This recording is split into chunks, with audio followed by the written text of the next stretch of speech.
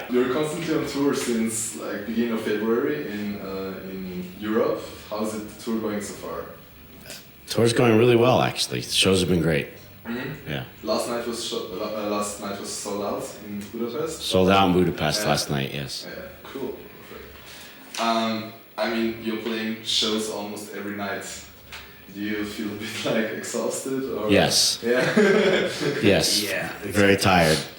How do you manage it? This is week 6, so I pretty much save all my energy all day long and save it for showtime. So if I seem a little like this, it's because I'm very tired. Yeah. I mean, you're doing it like already for now 35 years. So 1981 was when you formed Anthrax. I mean, congratulations for that first. Thanks. And how does it feel to have a band like for that long time? It feels good. Yeah. I don't know anything else. You know, it's still what I love to do. I love making music. Mm-hmm. I love being in the band. I love writing songs. I love making records. I love playing shows. You know, that it still burns in me to do that. So yeah, I love it. You have to. I think, you know, if you don't have such a passion for it, there's no way you could do it this long. It would be impossible. Yeah. Do you think you have the same passion as 35 years ago, or it's even more? It's more. It has to. If your passion for something doesn't grow, you will eventually leave it or walk away from it. You'll get bored. But I never get bored making music, ever. I get bored traveling, and I get bored sitting around waiting to play shows.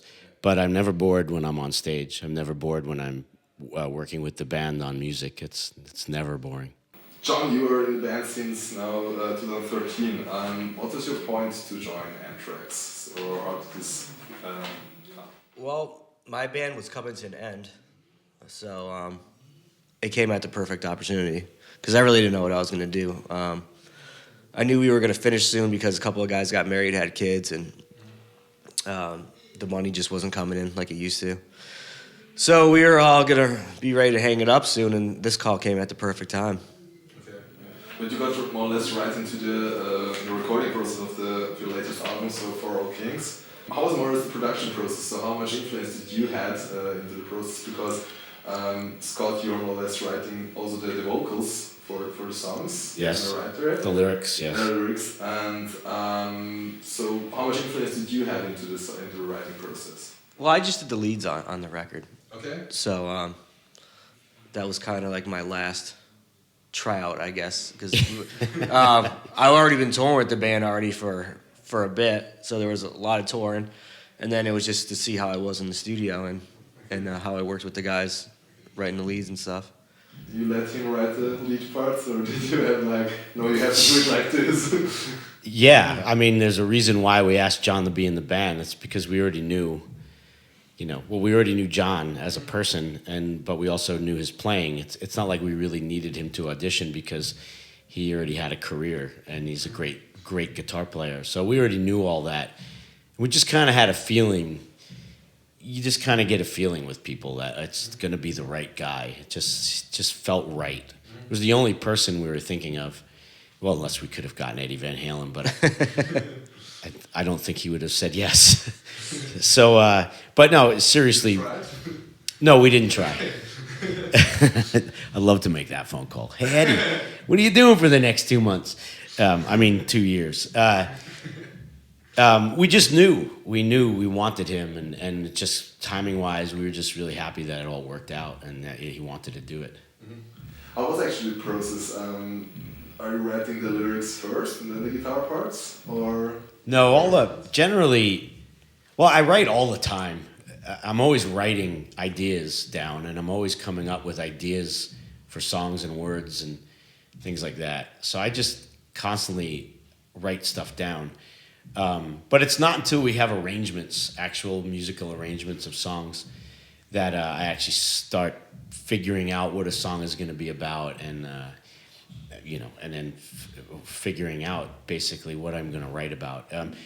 It just somehow over the years, it's like the music kind of speaks to me, and I'll start hearing certain words over a riff, and then generally I'll go, wait a minute, didn't I write something down 4 years ago? And I'll look in my phone and I'll find it, and you know, I just somehow ideas I get end up matching with the music we make. Was something different for this record than to the last records? I mean, it's not the first studio album. No? No. Okay, so no, nothing special, more or less, which... It's always special. Everything we do is special and awesome and amazing. But no, nothing. As far as how I worked, no, not at all. Okay.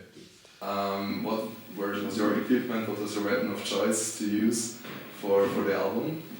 Actually, this one, this guitar is on this Jackson King V, was the first one they built me, which I loved so much, and I said I want this to be my new signature model because I had a soloist as my signature model, and this looked so good and played so well and sounded so good. I asked them, can we make this going forward? Can this become my new signature model because it's so fucking cool? And they said yes. And also, this is the best sounding Jackson I think I've ever owned, even better sounding than my 1982 Randy Rhoads, which I bought, you know, at a guitar shop. I custom ordered at a guitar shop 35 years ago. So this one, there's just something magic about it. And I use this for almost all the rhythm parts on For All Kings. And after this tour, it's being retired, and it's going to go home and stay in the house because I'm too worried about something happening to it while it's out on the road. Yes, I'm using it live. It's just, it sounds so great. And I'm one of those people who believes guitars need to be played and they shouldn't just sit in a case. But sometimes when you get one that sounds so great, I would just be worried of something terrible happening on tour with it getting lost or destroyed somehow. Or so better off, because I have a lot of really good sounding guitars with me. So this one should just rest now at home and wait for the next studio album. Yeah, perfect. He gets to go on vacation. And you, which guitar were you using? On the record? I was just one of my Legators, just a stock model. Okay. Yeah, this one's my signature model right here. Okay, and you use this live? Yes. Okay, yeah. What's special for you about this guitar? Well, it's everything that I want. It's all the wood. Everything's my specs. Okay. So Completely custom. yeah. You were finishing European tour in 3 days in France, and then you head back off to the US to start it all over again, more or less. Yes. Yeah. Is there like a show which you're really looking forward to, or are like? Yes, I'm really actually looking forward to Paris. I think the Paris show is going to be great. Okay. I believe that's sold out, if not very close. And Paris has always been really good to us. And I love that city. So I am looking forward to that show a lot. It's also the last show, so it kind of adds a little bit of level of extra excitement knowing that we are all flying home in the morning for 10 days at home. And then, yeah, like you said, right back out in the States. And I think that whole tour is going to be great. You know, us and Killswitch Engage are going to do a co-headline, and you know, we're friends with those guys. Johnny's known those guys since he was a kid, right? I mean, Yeah, I went to high school with Adam, so it's gonna be a lot of fun. And those shows are selling really well, and I think it's going to be a great tour. The LA show and at the Wiltern Theater, I think, is going to be an awesome one. That's a great place to play, and both New York area shows, New Jersey and Long Island, are going to be great. I mean, I think the whole tour should be really, really good. I mean, you have more or less than 10 days off of the Euro, but I, of course, did my research, and you're not like doing nothing in the state in 10 days. You released the band's very own craft beer, the War Dance. Yeah, but that's not very difficult for us to, you know, we're going to go drink some beer the night before the tour starts in New York City to kind of launch the beer for the first time. So, yeah, but that's really not work. Who had this awesome idea? I don't know, actually. I just got asked if I could be there, and I said, well, I'll be in New York anyway, so yes, I can be there. Besides of being part of Anthrax, you both have like a few other projects. Scott, I see you also had a guest appearance in The Walking Dead. So how did this happen? Yeah, it was great. It was an amazing experience. Yeah. You also into going into the film business? No, absolutely not. What other projects are you really like proud of being part of it, besides of Anthrax? Well, I had Shadows Fall, which did well for a second. So Yeah. proud of what we did with that. Okay.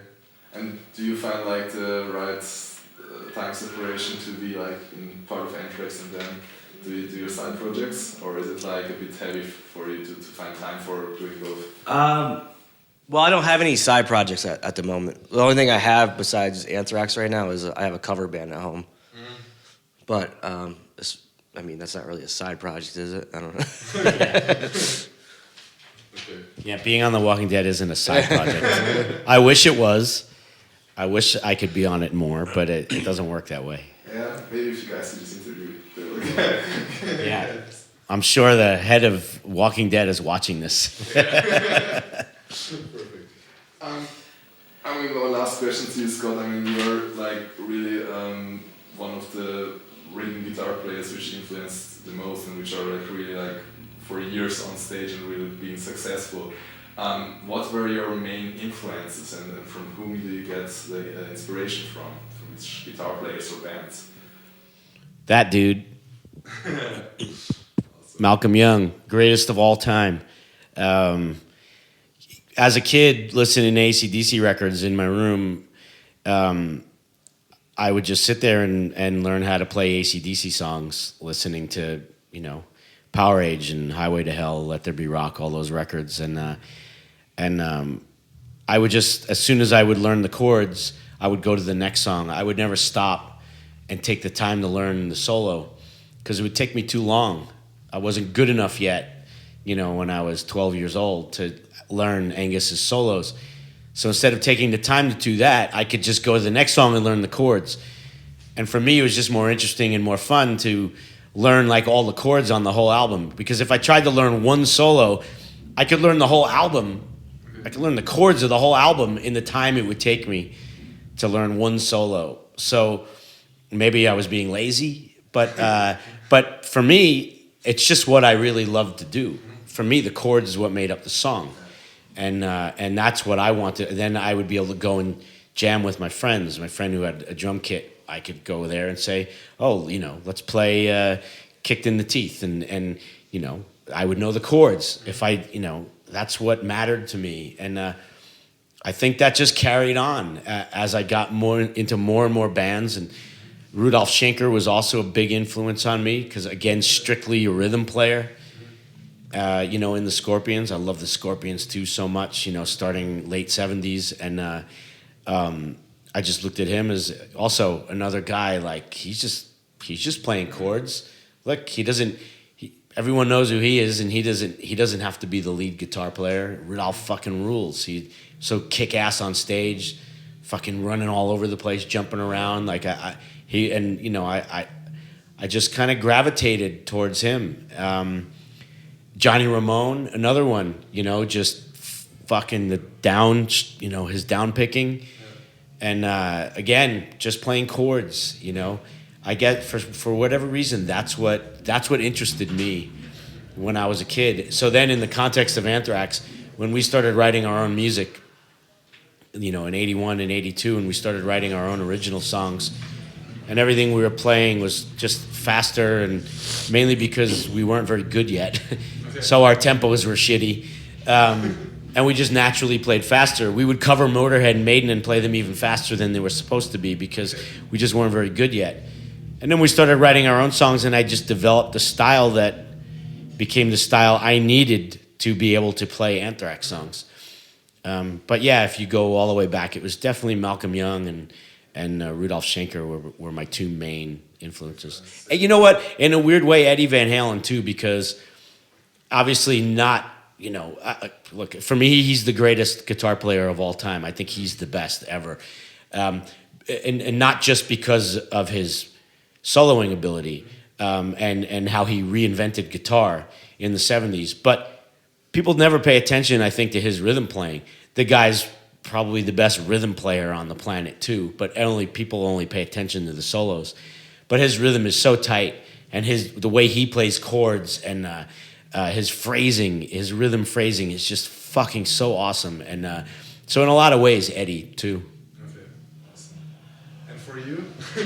My main influences?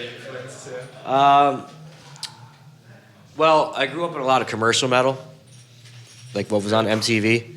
And then, but once I got my guitar, I got all the Metallica tab books. Because when I started guitar, it was, reading and stuff, reading music, and doing all the boring songs, stuff that you didn't want to play. And then once I found out about tabs, I quit my lessons and just bought all the Metallica books. And how did you learn music back then? Because I mean, there wasn't like YouTube or whatever. Tabs. Tabs. So tabs. Yeah. Okay. Really cool. Do you both have like some advice for like young musicians who want to become really good guitar players? How should they? Yeah, get in. Just learn how to make video games. If you're in it for the money, don't get into the music business.